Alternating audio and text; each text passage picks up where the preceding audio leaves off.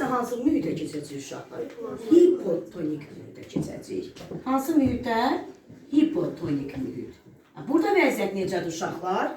Qatılıq az, su çox olan mühitdir. Onda hüceyrə yerləşdirmişəm. Klastoplasma və burada su çoxdursa burada nə olmalıdır? Aha, su azdır. Onda su hardan hara? Çoxdan aza neyniyəcək?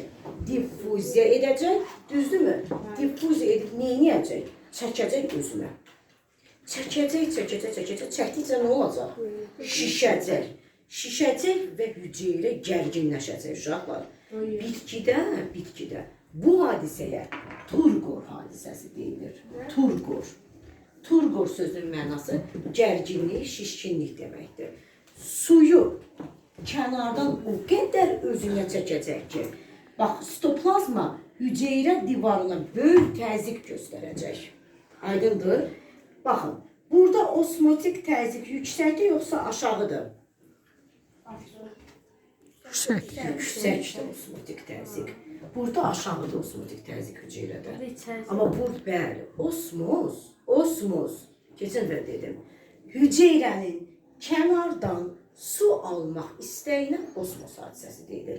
Hüceyrə kənardan su almır mı burada? Alır. Deməli, hipotonik mühit o mühitdir ki, bizdə suyu çox, qatılığı az olan mühitdir. Onda hüceyrənin daxilində su nədir? Azdır. Su az olduğu üçün hüceyrə kənardan neynəmək istəyir? Su almaq istəyir. Bu zaman osmotik təzyiq artır da. Osmos yolu ilə bura keçmirmi? Bura keçir. Deməli, kənardan su almaq istəyir artdığı üçün bu nədir? Deplazmoliz hadisəsi adlanacaq artıq. Aydındır? Nə adlanacaq? Deplazmoliz. Və bu uşaqlar çəkir, şişkinləşir, gərginləşir. Yarpaqlar niyə şax vəziyyətdə dayanırdı? Görsünüz. Çünki turgor vəziyyətindədir. Bütün ağaçlara baxsanız, yarpaqlar şişkin vəziyyət. Ölü vəziyyətində deyil ki, yox. Ölü vəziyyətində olanda plazmoliz vəziyyətində olur. Suyu demək özündən buraxıbdır. Aydındır, görsən, dibçəkdə güllərin suyu olmayanda, görsən, yarpaqlar şey olur. Öz turgor vəziyyətində.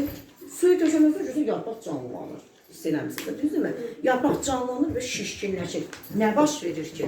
Turgor hadisəsi baş verir, deplazmoliz hadisəsi baş verir.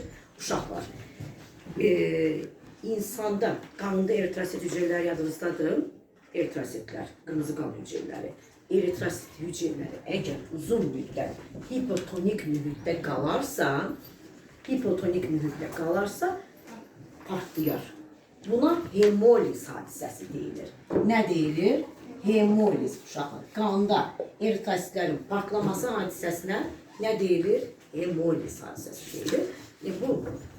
Bu hadisə də davam edərsə bitkilərdə, digər canlılarda hüceyrənin məhvinə səbəb olur. Aydındır?